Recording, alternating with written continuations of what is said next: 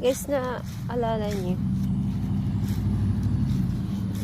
before yung bamboo namin is hindi ganito laki. Tingnan nyo, ito yung isa, tapos yung isa is nandun sa gilid over there.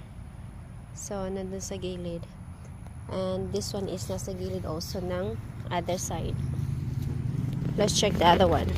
So, medyo magulo ngayon kasi busy na ang aking Diyosawa. Bahira na siya makaano dito. So, yan.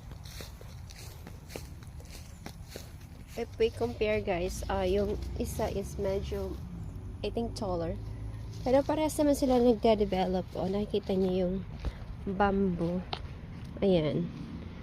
So, maano na siya. Tall na din siya.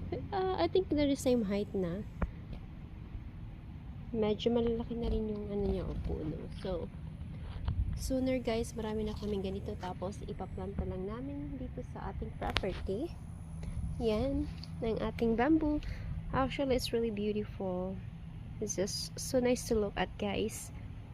Diba?